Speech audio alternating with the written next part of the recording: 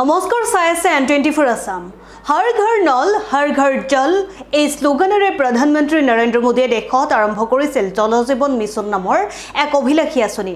প্ৰতিটো পৰিয়ালৰ চোতাললৈ বিশুদ্ধ খোৱা পানী যোগান ধৰাৰ লক্ষ্যৰে ব্যয় কৰি আহিছে হাজাৰ হাজাৰ কোটি টকা। এই দৃশ্য চাওক নলবাৰী জিলাৰ ধমধমা নিকটৱৰ্তী বাক্সা জিলাৰ জল জীৱন আঁচনিৰ ভেকুভানা। বাক্সাৰ গড় ভিতৰত জল জীৱন আঁচনিৰ 2 বছৰে ওলমি থাকিল টেপ। আজিলৈ যোগান ধৰিব নোৱাৰিলে এটুপিও পানী। টিউবেলৰ পানী সেৱন কৰি নানান ৰোগত আক্ৰান্ত হৈ বছৰি বহু লোকে মৃত্যুক আঁকোৱালি ল'বলগীয়া হৈছে।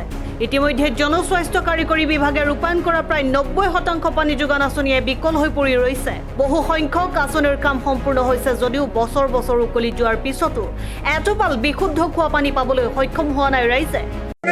জল জীৱন মিছনৰ অধীনত আমাৰ যি 2 বছৰ আগতে অসম চৰকাৰৰ দ্বাৰা মানে ঘৰ ঘৰ নল ঘৰ ঘৰ পানী দিয়াৰ এক সুব্যৱস্থা কৰিছিলে।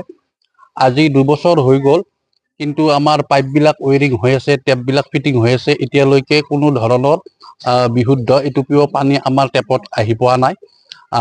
গতিকে বহুত আগতে এইবিলাক বাতৰি পৰিৱেশনো হৈছে যে গড় ভিতৰকে সামৰি সমগ্ৰ ধমধমা বালিতেৰা অঞ্চলত পানীবিলাকত আৰ্ছেনিক আৰু ফ্লৰাইডটো অতিৰিক্ত মাত্ৰা বেছি। গতিকে এই ক্ষেত্ৰত চৰকাৰে কোনো ধৰণৰ পদক্ষেপ হাতত লোৱা নাই। গতিকে আমি আশা কৰিম যে অনাগত দিনত যাতে চৰকাৰে পদক্ষেপ গ্ৰহণ কৰি আমাৰ এই মানে ৰাইজৰ বিশুদ্ধ এটুপি খোৱা পানীৰ ব্যৱস্থা কৰি যাতে মহামাৰী কেঞ্চাৰ বেমাৰৰ পৰা এক সকাহ দিব বুলি। আৰু আমাৰ যিসমূহ টেপ আজিৰ পৰা 2 বছৰ আগত মানে ফিটিং কৰি থৈ গৈছিলে, সেইসমূহ এতিয়া মানে ভাঙি ছিঙি যাবই ধৰিছে। গতিকে এই ক্ষেত্ৰত অসম চৰকাৰৰ মাননীয় মুখ্যমন্ত্ৰী হিমন্ত বিশ্ব শৰ্মাদেৱে ততাতৈয়াকৈ ব্যৱস্থা গ্ৰহণ কৰি অনতিপলমে আমাক এই বিশুদ্ধ খোৱা পানীৰ ব্যৱস্থা কৰি দিয়ে যেন।